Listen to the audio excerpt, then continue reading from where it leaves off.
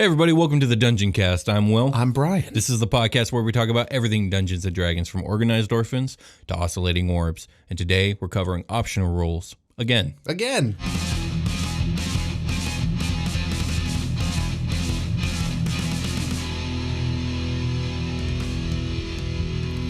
Dungeoncast.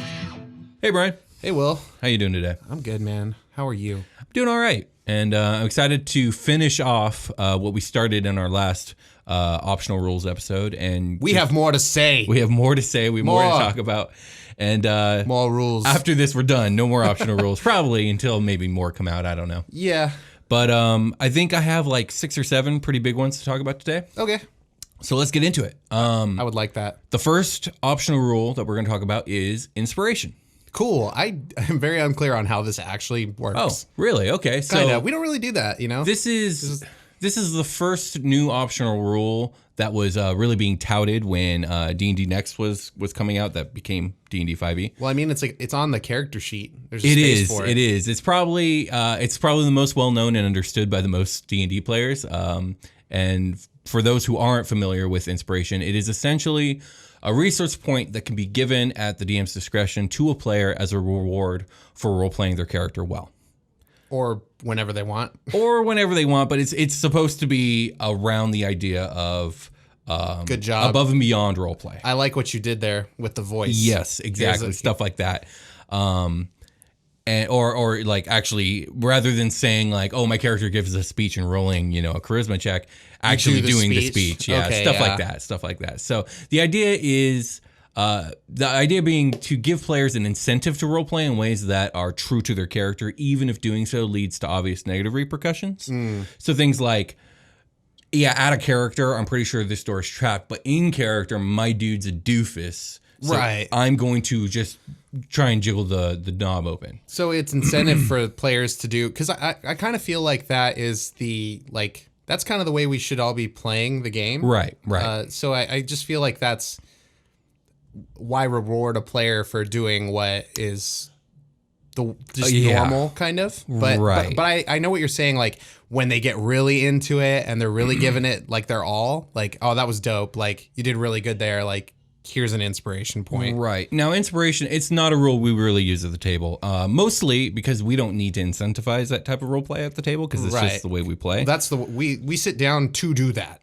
Right, exactly. Yeah. Yes. Now, I feel like inspiration is primarily a tool that is used to incentivize role play in newer players that may be unaccustomed, nervous, embarrassed, etc. to role play. Okay. So I've used it before, and I've actually found it fairly effective when playing with new players. Mm-hmm. But I definitely feel it is of much less use and often forgotten at more veteran tables, including ours. Okay. Like, because it's, I could use it at the Super Quest Saga table, but I'll never remember to, and I don't need to. So that's why I'll never remember. We'll forget we have it because we're just like, I feel like we do pretty strong when we play. Right. The other thing I think you could do with this is flip it on its head and just like manipulate the mechanic and abuse it if you want. If you want to, like, how there's like hero points as an optional rule. Right. This could be like a variant of that in a lot of ways. You just have a character or a player just going above and beyond constantly to garner up inspiration. Yeah, like you could be you could be liberal with it as a DM on purpose to make the game. You could make the game a little harder, and inspiration might be needed for players to. You could obstacles. Build the campaign with the mechanic in mind. Yeah, I get what you're saying for sure.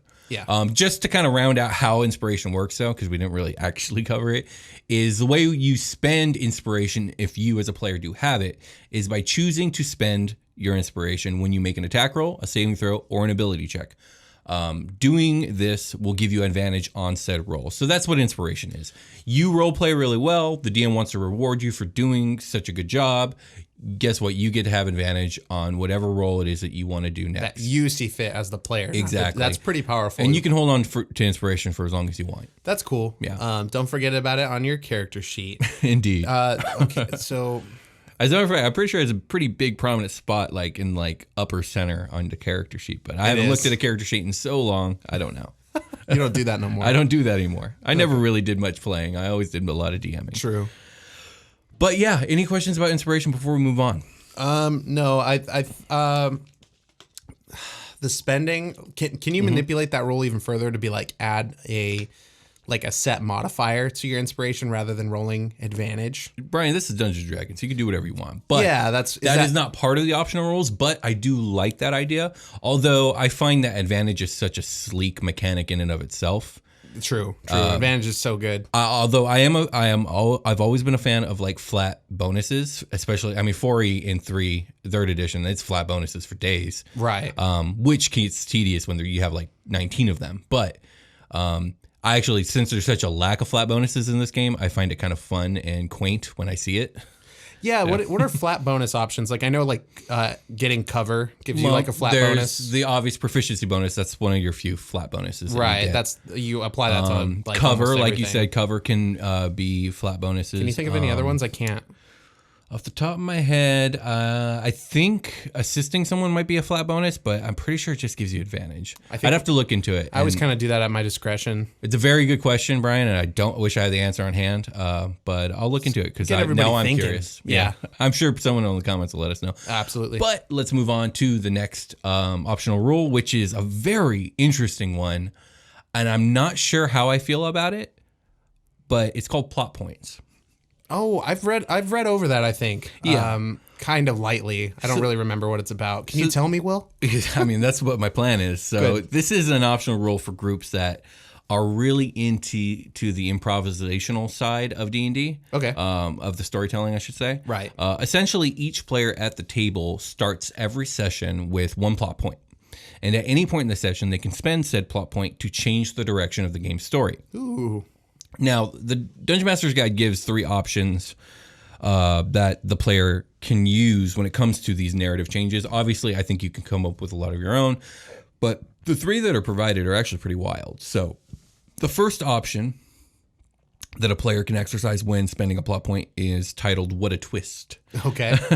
Using this option allows the player to add some element to the setting or situation that the entire group must accept as true.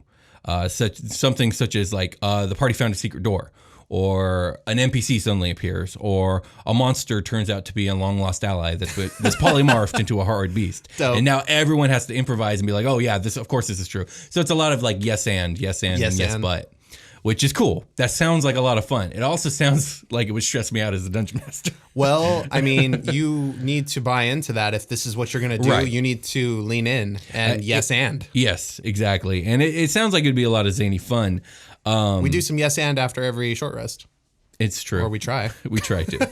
So the next option, option 2, is called the plot thickens, and this option is actually built on the first option, and it requires one player to use the What a Twist option first. Okay. So this option, the plot thickens, allows the second player to add a complication to the scene on top of whatever the first player added. Yes. So this is the yes but part. So the first person's like yes and, second person's like yes but. Mm-hmm. So the example that's given is if the first player spends a point to find a secret door, then the second player might state that that opening the door actually triggers a magical trap that teleports the party to another part of the dungeon. Oh, okay. So it's just like twist after twist after twist. Sure. And that could be fun. Yeah. And then there's the final one. Now, this is where it gets really wild. Option 3, The Gods Must Be Crazy, it is titled. And essentially, a player that uses their point with this option does so and becomes the Dungeon Master. What? That's amazing. Okay. The DM, who should have a character ready to go, because this is an option, now becomes a PC, and the original player's PC becomes an NPC, and the game continues. So there's an NPC around that the normal dungeon master should be able to jump into at any time. That's not the only way to do it, but it's definitely a way I would probably do it. So basically, like everybody's got, because there's the DM PC, right? Have you heard of that? Yeah. That's a little bit different than an NPC, but yes. Right. Yeah. It is. It sounds like you should have one of those, though.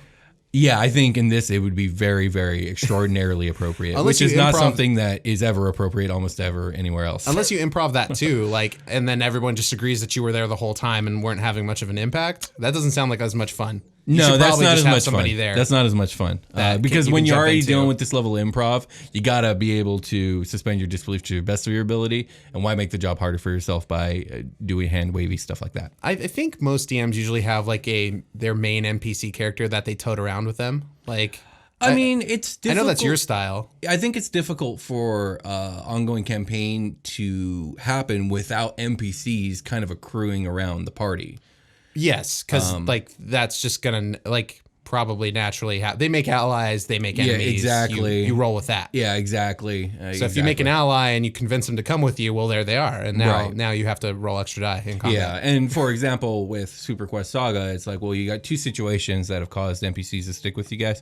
One is, well, it's her ship, so you guys are kind of all in this together, so everyone's riding on this NPC's ship, and then the other NPC is kind of the MacGuffin of the series, where it's like, yes, she's the thing. She's the MacGuffin. Yeah, she's the MacGuffin, and so obviously, there's somebody we need for resources. Her around. The basic black and white of it is there's somebody we need for resources who's always there, and then there's somebody that we are trying to solve their mystery. Yeah, you have a plot driver, and then you have like the resource manager. Yeah, and they're both NPCs that pretty much go with us almost everywhere. Yeah, regardless of whether they actually do anything. Yeah. Sometimes they just like sit out. They're As just a matter of fact, not the this less one. they do, the happier I am.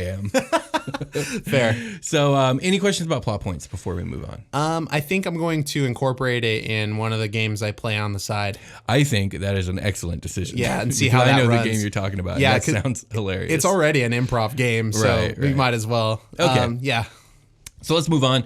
The next option, again, almost all these options, with the exception of inspiration, are available in the Dungeon Master's Guide. In case anyone's curious where you can find them, that's where they are. Yeah, just leaf through that thing. You'll see you'll see plot points in the index or whatever. There you go. So spell points. Let's talk about spell points. Now this is also very interesting, and probably not an option I'll ever do for. Well, you'll see why. So this is an option that is a different take on spellcasting. Rather than using slots of various levels for casting spells, with spell points, casters have a singular resource pool of points that they can spend for their casting. Okay. So I believe the system that is like known as like the D&D system of slot spellcasting is called the Vancian system. Vancian? Yeah, and it's because of the creator of the system. I can't remember the details off the top of my head, but it's very specific to D&D, and it's very unlike pretty much most spellcasting and anything else that isn't D&D. Okay. Most spellcasting I see outside of Dungeons and Dragons tends to be kind of this exertion of will thing, and it's like the spellcaster can keep casting whatever magic it is they do until they kind of just run out of energy. They run out of mana, if you will. Yeah, like an endurance-based, like sprinting. Yeah, spell points are essentially just mana points. Yeah, it's just a mana pool. So this adds a level of flexibility to spellcasting at the cost of some complexity. So the level of the spell being cast dictates how many points it costs to cast. Level 1 spells cost 2 points. Level 2 costs 3, level 3 costs 5, level 4 costs 6 points, level 5 costs 7, level 6 costs 9, level 7 costs 10, level 8 costs 11, and level 9 spells cost 13 points to cast. Okay. So the character gains points as they level, and there's a nice little chart in the Dungeon Master's Guide, a little progression table. Okay. And a full caster at level 20 will have 133 points between long rests that they can spend, which is a lot of fucking points. Yeah. It's a big mana bar. I mean, can you just can you just spend 13 every time? And yes, you can. Yeah, that's pretty damn good. That's the next thing I was going to say. Now, this can make spellcasters a bit ridiculous because it means that a level 20 caster can cast 10 level 9 spells versus a level 20 caster under normal circumstances can only cast 1 per long rest outside of other features. Right. Because they only get 1 level 9 slot. Right. It's not about points. So, yeah, it's essentially, can you 10 level 9 spell slots. Yeah, you're at a mana, but everything is probably dead. So you're good. I mean, you have 10 nukes in your arsenal. Yeah, I mean, hey. But at the that's a lot of nukes. Yeah, at the same time, I feel like at some of the lower levels, but like maybe between 1 and 10, this could be a lot of fun to mess around with. Sure. Kind of buff out your spellcaster a little bit. Yeah. And also I like that flexibility because like sometimes you just want to go full nuke. And sometimes you want to be more creative. Yeah, I mean it sounds fun in a heavy magic setting, and if you want to kind of change the pacing of your game, it sounds like this is one of the ways to do it. Right. Yeah. Oh, yeah. So, like I said, level 20 full caster gets 133 points. Half casters max out at 64 points, and 1/3 casters max out at 32 points. Okay. So, yeah. So even the low end is still pretty good. Yeah, it's not too shabby. I mean, 32 points at level 20 for a third caster is pretty shitty, but... I mean, you're a third caster. You're doing other stuff. Yeah, it's true. So, any questions about spell points before we move on? I'm trying to think like what other scenario I could incorporate that into, but magic is my weakest point in as a player, I think. Yeah. It's not my really forte. I'm getting better at it as I'm playing a warlock, but even that is like real different. The way the spell slots for warlocks are. After having done the battle royale with all those level 20 players, we hosted a battle royale on our Patreon. Yeah, with our patrons, yes. It was fun. It was a lot of fun. And seeing just the level of power coming out of all the spellcasters' arsenal, I just don't feel like spell points is something I'm very interested in. I mean, already seeing what they can do at level 20, I'm like, this is already really cool, fun, and creative. I'm not really interested in someone just blowing all their points on like super high level spells. I mean, you would have to cater this is the kind of game you would have to run, where spellcasting just sounds so much more powerful than spell slots. Yeah, but I mean, so again, freedom. if you do spend the 10 level 9 spells and you're just out, you got nothing left versus a normal spellcaster. It's like, yeah, you pop off your 9, but you have all these slots ranging from 1 to 8. And you have much more longevity. True. The spell point thing is much more conducive for Nova damage, if you will. Just all the damage all at once as fast as you can. Yeah, the abuse of the higher levels. I mean, you don't have to cast 9. There's plenty of other great spells. Yeah, you can be more creative with the points. It's just, obviously, that's the first thing I gravitated to was like, well, I could cast 10 level 9 spells, which is ungodly. Yeah. But yeah, let's move on. So who needs longevity when you can do that? Let's talk about Renown. Yes, a system we use in FBATs. Okay, so you do use this. So you can tell me what it's like using it, because I started off reading about Renown. I was like, oh, this sounds cool. And then the more I read about it, I was like, oh, this sounds like something I would never use because the way I run games just doesn't really work like this. Well, I've thought about it when we were playing Super Quest Saga on in a way, we have built Renown. Yes. Because we have interacted with people who are obviously in factions. You have factions in your game. Yep. And it's just quantifying the level of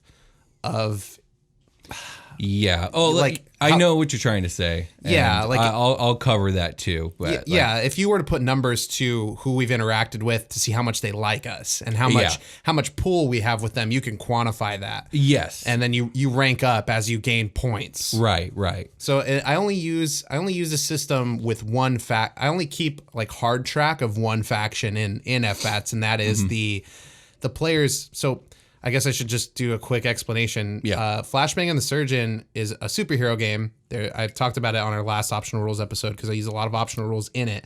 There's 2 players. They've taken on a superhero persona. They work for old Bruce Wayne, who's like the Batman Beyond version of Bruce Wayne, and they fight crime. They live by Bruce Wayne's code, like Batman's code to not kill. Like any kind of moral code, you can beat the crap out of anybody. Just like don't kill them, pretty much is the rule. And we plug them into episodes of Batman the Animated Series that I turn into a game. So they are basically, if they break the Batman code, they lose faction points. Right, which makes sense.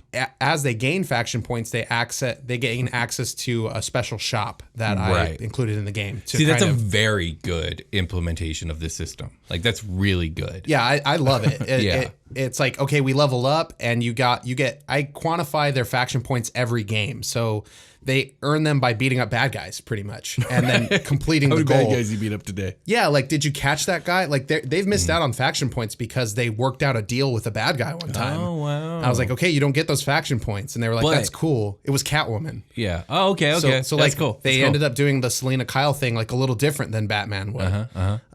Like, in spoilers for FBATs, I guess, but everybody that has access behind the paywall knows already, but, like,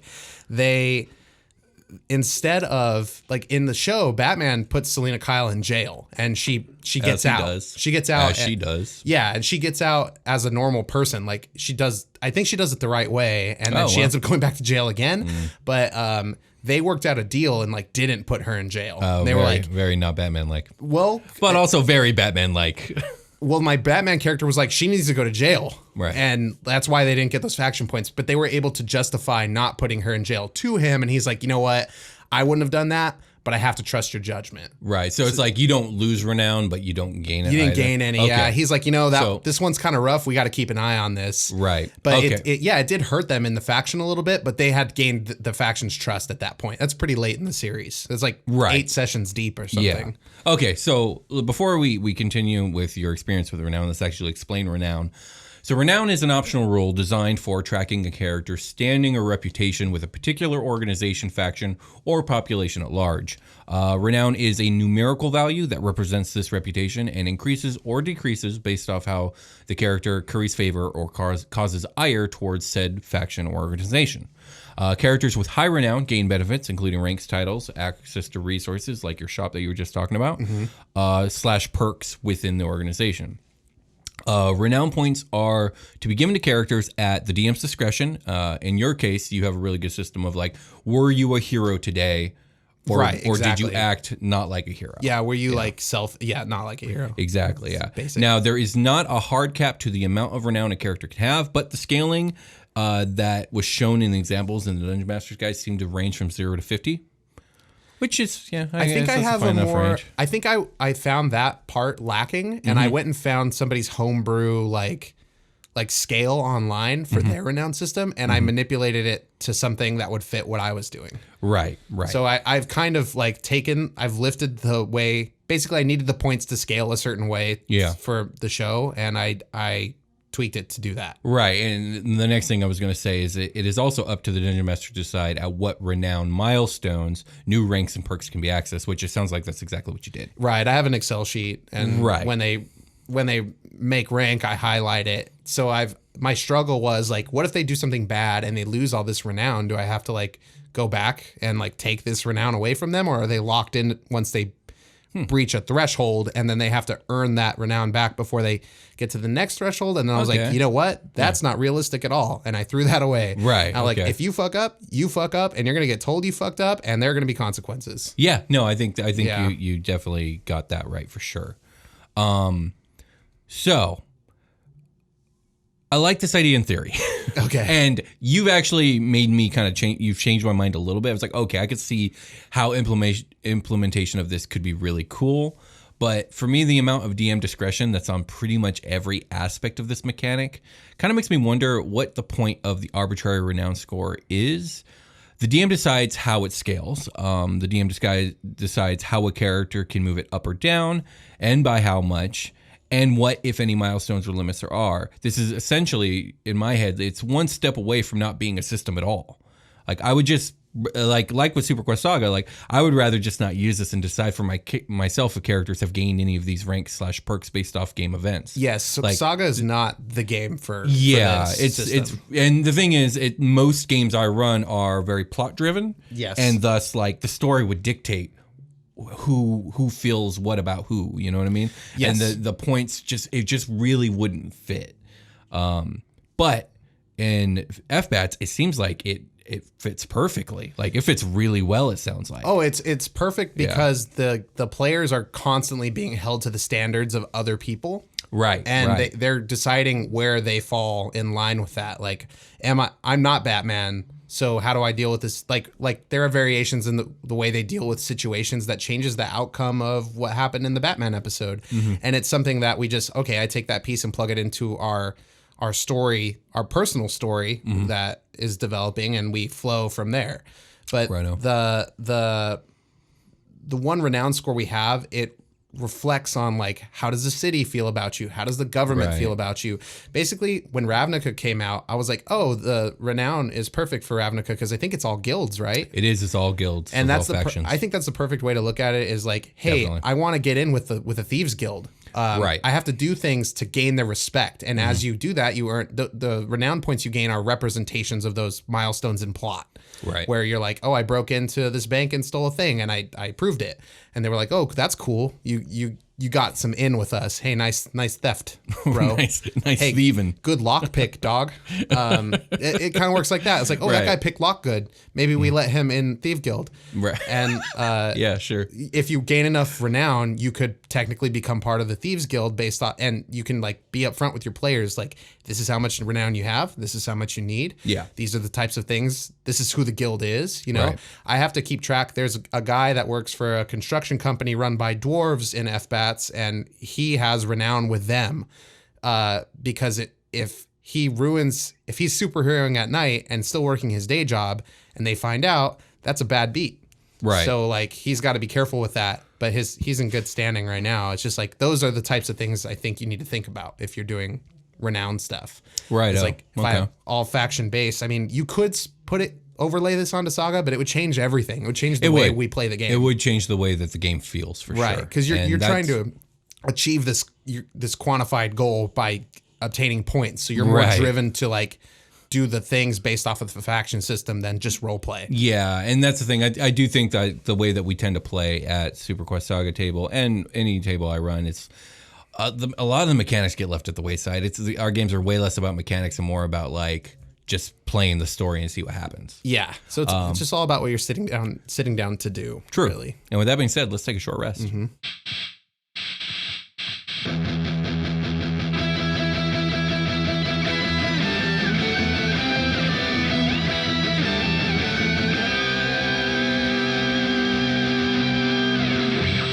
Hello, everyone. Welcome to the part of the episode we're not talking about that last thing. It's dirty. We don't want it. We want this new thing. It's clean and fresh. Don't drink that water, Will. Tell them about your love. I love you. I love you guys. Thanks for listening to the show. Will, they missed you on the last one. Oh, yeah, they did, because I was not here for the short rest. I forgot about that. I completely forgot about it. I was too busy short resting. It was still full of, so don't worry. Oh, that's good. That's good to hear. Check out Super Quest Saga, and we have a contest about it. Oh, yeah. So we have an ongoing contest that if you want to win a copy of the upcoming book, Descent into Avernus, all you have to do is share our live play 5e D&D podcast, Super Quest Saga. You can share it on Twitter with the hashtag SuperQuest. You can share it on other social media and go ahead and send me a screenshot of that. Do it. You can send that to the Dungeoncast@gmail.com, or you can do whatever it is that Brian's having you guys do on Instagram. Do it. You find the Send to Avernus post and you tag 2 people and recommend Super Quest Saga to them. There's a link in the bio of the Instagram description for Super Quest Saga specifically. There we go. And I believe we have some patrons to thank. Oh yeah, we usually do that first. Sorry, patrons. Jeez, dude, where am I? There's some crazy stuff going on in life. That's too funny. Okay. Let's just start again. You know, fuck it. Well, we're gonna go a couple days back. We're probably gonna double shout some people, but I love double shouting people. So yeah, lucky, nothing wrong with double shouting. Lucky you guys. Thanks, Mike Wilkinson, for upping the pledge, brother. Thanks, Mike. Thank you, Sean Foulon. Thanks, Sean. Thank you, Tyler. Thanks, Tyler. Let's see. Yeah, Robert LePage. Thanks, Robert. Ian Murphy. You look familiar. Ian? Yeah. Or is it Ewan? Thanks, Ian. Ian. I think he emailed. I think he messaged us the last time I said his name wrong. I did not see that one. Anyway, hey, welcome back, Jack. Jacker the Slacker. It's Jacket the Slacker. Jacket the Slacker. Thanks, it's kind of Jacket. far. Thank you. 2 Copper Jack. Thanks, 2 Copper Jack. Some jacks. Double jacks. Pair of jacks. Brian Yee. Thanks, Brian. That's with the Y. I'm with an I. We're like name adjacent. It's true. Thank you, Dale Brady. Thanks, Dale. And that's it. Thanks, everyone. We really appreciate it. Thanks, guys. I hope you're enjoying your bonus content. At the $5 level, you can get early episode access. You usually get it 1 to 2 weeks early. At the $10 level, you get access to Flashbang and the Surgeon. Sorry for talking about that so much in the regular episode. If you want to, I'm just drawing off my experience as a dungeon master, and that's the bulk of it. So if you want to check that out, you can do that there. There's also a ton of other live plays we do that are hilarious and fun, with a lot of different styles of dungeon mastering. You got Will in there, you got me in there. Yeah, you guys can go check that out. $20, you get some cool exclusive merch, and you get access to everything else I mentioned. Plus, I think it's the merch. Yeah, it's just the merch. I think there's some other live play stuff that you get at 20 that you don't get in other spots. But that being said, I think we should get out of this short rest and get in back to the show. Let's get back to the show. Let's get back to the show.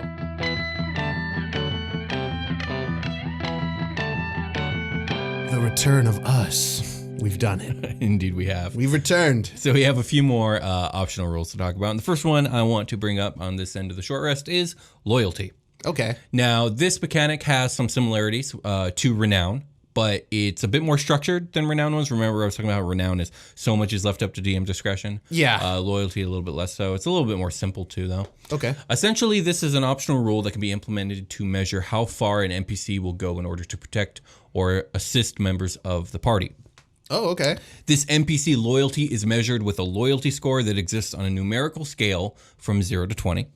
There is a caveat to this. NPC's maximum possible loyalty score is equal to the highest charisma score among all the adventurers in the party. So if you have Warlock with 18 charisma, and that's the highest the NPC can be loyal is 18. Okay, sweet. So when an NPC joins a party, its starting loyalty score is equal to half the total of the highest charisma score among all adventurers in the party. It's suggested to keep NPC loyalty scores secret from the players in order to make their loyalty a little more ambiguous. Okay. If the party helps an NPC achieve a goal of theirs, their loyalty score will increase by 1d4.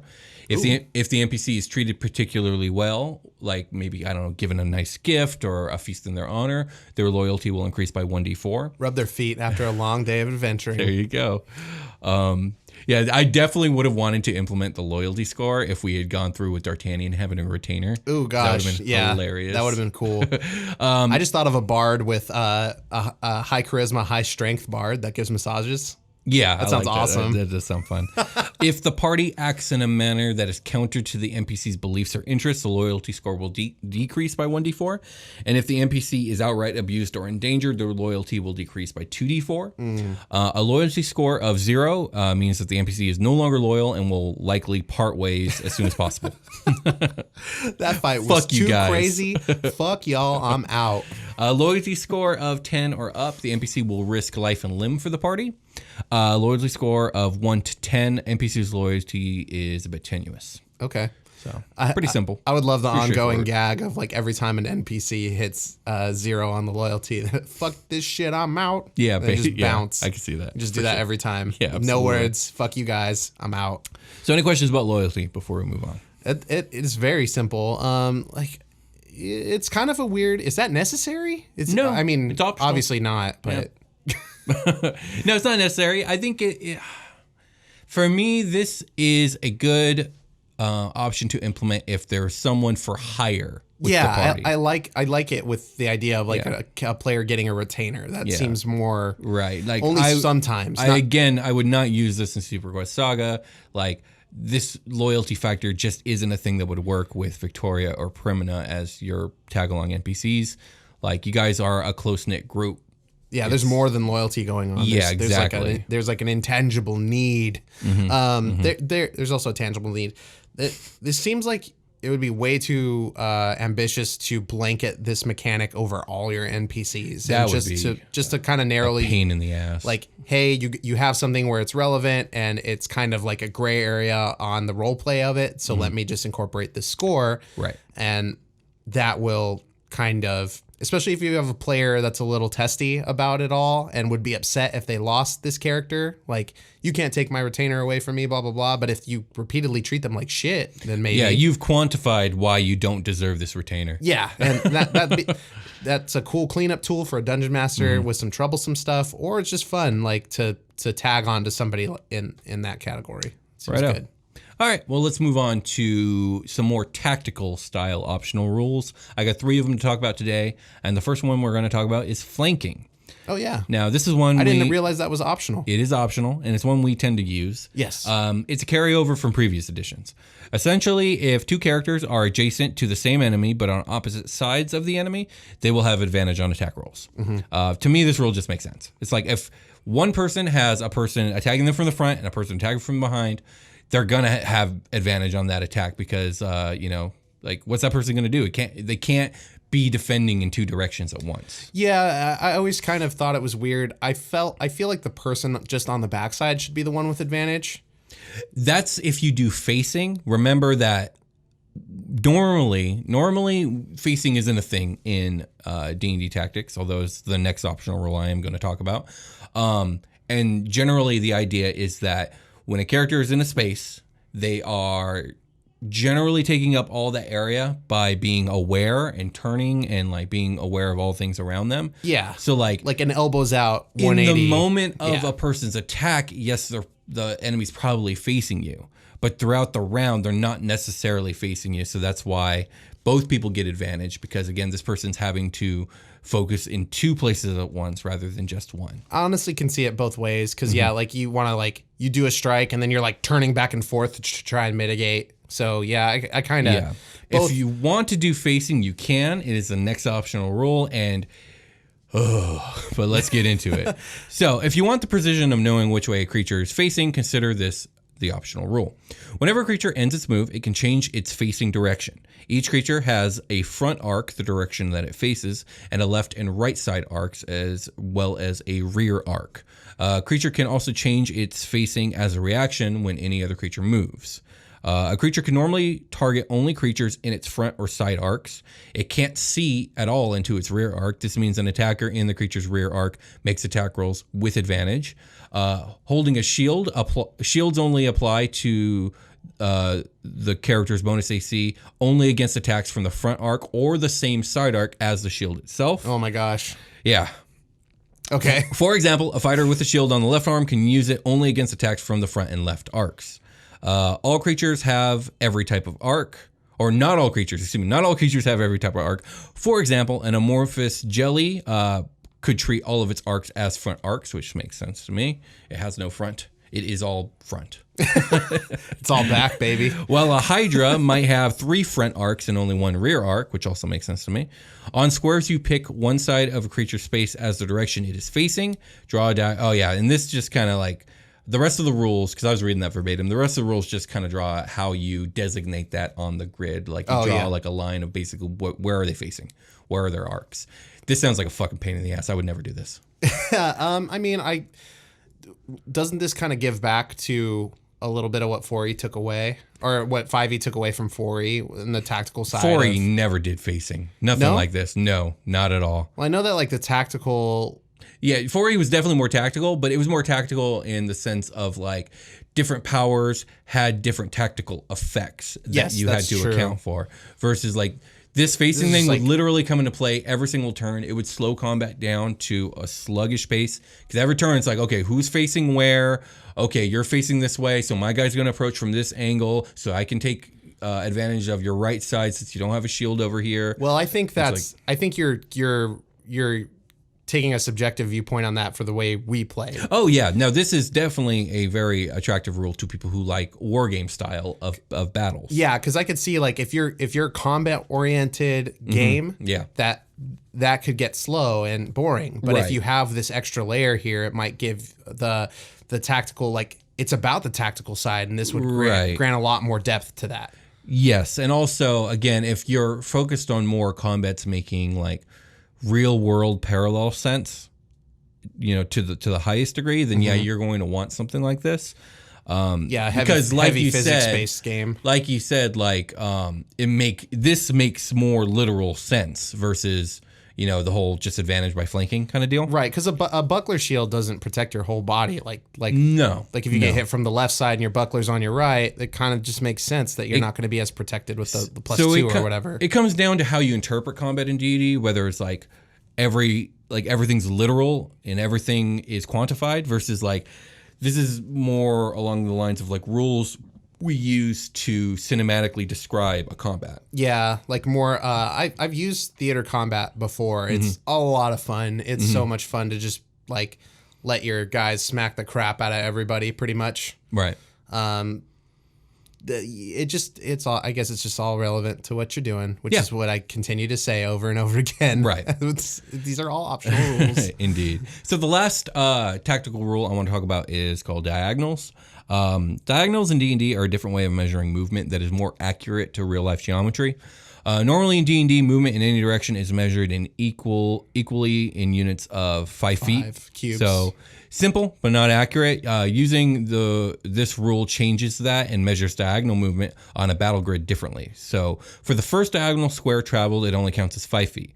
The second square of diagonal movement counts as 10 feet of movement. Okay. So in order to move 2 diagonal squares, you would be using 15 feet of your movement. Okay.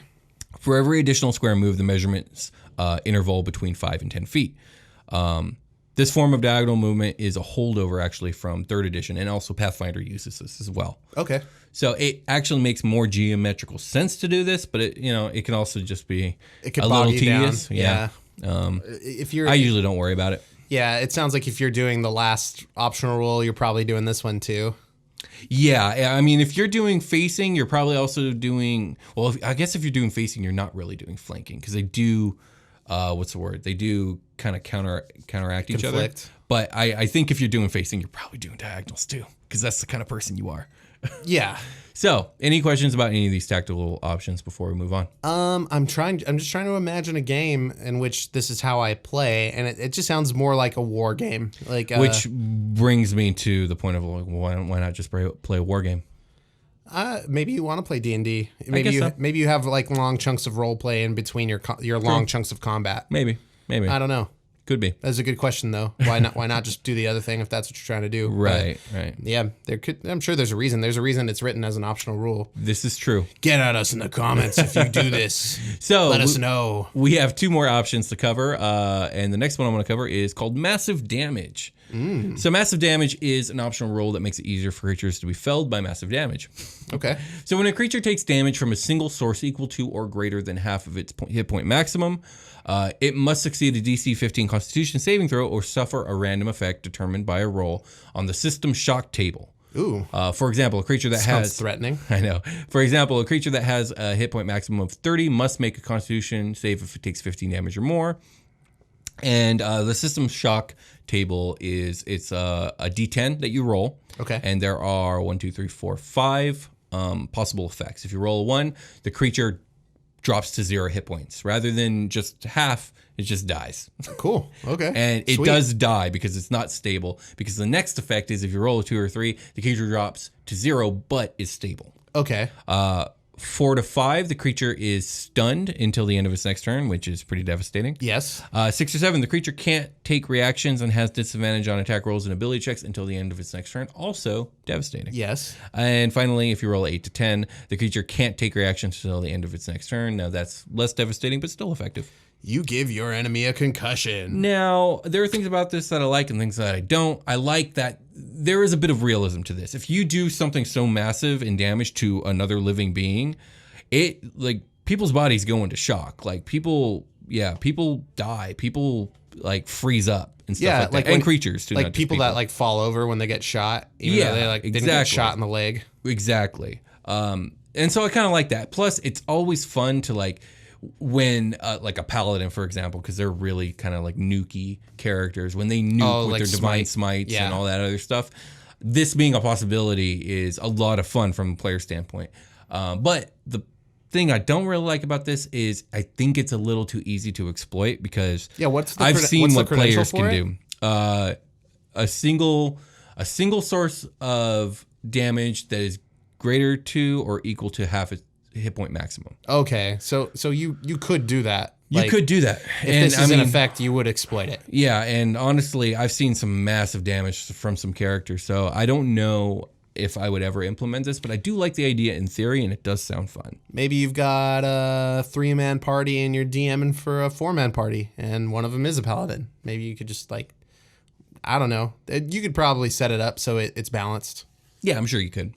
So the last optional rule we're going to talk about is called morale. Now, I use this I have my own take on this that I use. Okay. But some combatants might run away when a fight turns against them. Oh, yeah. You can use this optional rule to help determine when monsters and NPCs flee. So a creature might flee under any of the following circumstances. A creature is surprised, might flee. Creature is reduced to half its hit points or fewer for the first time in battle, might flee. Creature has no way to harm the opposing side on its turn. Now, this is one I this is one I implement. It's like, oh, there's nothing I can do and shit's going south. I'm out of here. Yeah, I'm not going to just stand here. Yeah, exactly. Like, I have an option to, like, at least save my skin. Right. Yeah, that one makes the most sense to me. Yeah. A group of creatures might flee under any of the following circumstances. All the creatures in the group are surprised. Oh. Yeah.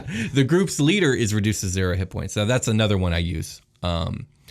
As a matter of fact, that's one I recently used in, well, hang on. Let me see. When does this air? I think, yeah, no, not spoilers. It should have been the last episode that aired in Super Quest Saga. This is one I use in the last episode of Super Quest Saga, where a leader went down and there was fleeing. Lizard folk? Yes. Okay. And that is the next episode that airs, right? I'm not tripping on that. It airs the Tuesday before. It airs this Tuesday, episode. Right? So, okay, cool. This Tuesday, this episode's coming out the Sunday after that episode came out. So that episode has come out at the time you're hearing this. Okay. Dear God, that was such a fucking crazy episode. Please go watch Super Quest Saga. Man, that was a lot of fun. I love the way it all played out. But I just got nervous right now on accident. Everyone was fucking shook after that. It was great. Oh, man. And somebody in our Discord nailed it, by the way. Did they? Did they? And I'll have to look at that. God damn, they're going to hear this today in the early episode. Oh, yeah. Oh, gosh. Oh, you know what? We should drop, before we drop the early episode, let's put in the Patreon Discord spoilers. Toward the end. Yeah, okay. The end. All right. Oh, let's back to group creatures fleeing. Yeah. The group is reduced to half its original size. That's another one I do. It's like, okay, more than half of us are done. Like, let's get the hell out of here. Now, I do this for 2 reasons. And the main reason is battles that go too long really bore me, especially when it's like a war of attrition like that is. It's like, okay, we're on the losing side. Where you spend like the last 10 rounds of it, like someone's running and like, you're just trying I swear in those situations, suddenly all the misses start coming out. And everyone's missing. I'm just like, what is happening here? Like, Kenneth's like, the dice are like, oh, you want this to go a long time, it seems. Let's help. So that's one of the reasons. The other reason I do it is because it just makes sense. You know, if, survival, self-preservation is an instinct most creatures have. So if it makes sense that a creature would flee over staying in a fight that they know they're going to lose, I'm probably going to make them flee. Yeah, and that tracks with us as like a role play centric. Like we're going to role play. We're not just role playing the role play. We're role playing the combat. Right. Like now. Oh, go ahead. Yeah, no, go for it. Oh, so the way the mechanic of morale works is these are just situations that it gives us examples when a creature might flee. The way it says to determine whether a creature or group of creatures flees is by making a DC 10 Wisdom saving throw for the creature or the group's leader. If the opposition is overwhelming, the saving throw is made with disadvantage, or you can decide that the save fails automatically. So again, DM discretion. Basically, she should have just said DM discretion. If a group's leader can't make the saving throw for whatever reason, have the creature in the group with the next highest charisma score make the saving throw. On a failed save, the affected creature or group flees by the most expeditious route possible. If escape is impossible, the creature or group surrenders. If a creature or group that surrenders is attacked by its conquerors, the battle might just resume. It's unlikely that further attempts to flee or surrender will be made. Yada, yada, yada. So you got the gist of it. That's morale. It sounds like players that have access to like minor illusion are going to be able to exploit this. Like what do you mean by the that? Maximum. Like you could make it sound like there's an army coming down like the tunnel behind you, or something like that. That's you know, true. You but could do that's things, always true. Like with or without this mechanic, that is true. Well, this installs a mechanic that says like you need to give me advantage on this because I did this pretty much. Yeah. Although, see, like this mechanic's cool, but like I wouldn't use this mechanic in that situation because this mechanic puts the creatures kind of at a disadvantage unless they have like a whopping wisdom score. Even though DC 10 is pretty low, I would generally use like a deception check versus an insight check or something along those lines. Sure. Because it makes more sense to me. But obviously, this is also a valid way to do that. I mean, it's tweakable. You could just do that instead, right? Yeah. Well, yeah. And then that's essentially what I would do. Yeah. With that being said, I think we can get ready for a long rest. And before we go, I'd like to tell our audience about TDC Plays, the YouTube channel where we here at the Dungeoncast sit around and play some video games. And that's anything from Super Smash Bros. Ultimate to The Legend of Zelda Wind Waker HD to Mega Man X to Sonic Mania. And right now we're doing a horror game called Darkwood, and it's really, really dark, man. It's like, did you do a it's bad a thing game to a of dog? sadness. Yeah. It's not a horror game. It's a sad game. It's a sadness game. But we are enjoying it. Come enjoy our sad game. Come enjoy our sad game on TDC Plays. The link's in the description, and we'd really appreciate it if you guys go over there and subscribe. There's a link for our Discord down below. Go check that out. Thanks to all the mods in Discord. There's some awesome people in there. If you want to talk about D&D, the show, or anything really, go make some D&D friends. True. If you're one of the many people that comment on our videos on YouTube saying that this is such a great game, you wish you had people to play with, go find some in our Discord. There's lots of people ready to play one-shots or whatever. They're totally friendly and willing to help. It's a great community. You could also find our Patreon, the Dungeoncast, or patreon.com/Dungeoncast. You can find us on Instagram and Twitter. You could find us at thedungeoncast@gmail.com. Is there anything else that we've talked about Super Quest Saga quite a bit? Yeah, I think it is time that we called it a game. Goodbye, game. We'll talk to you guys later. I've called you.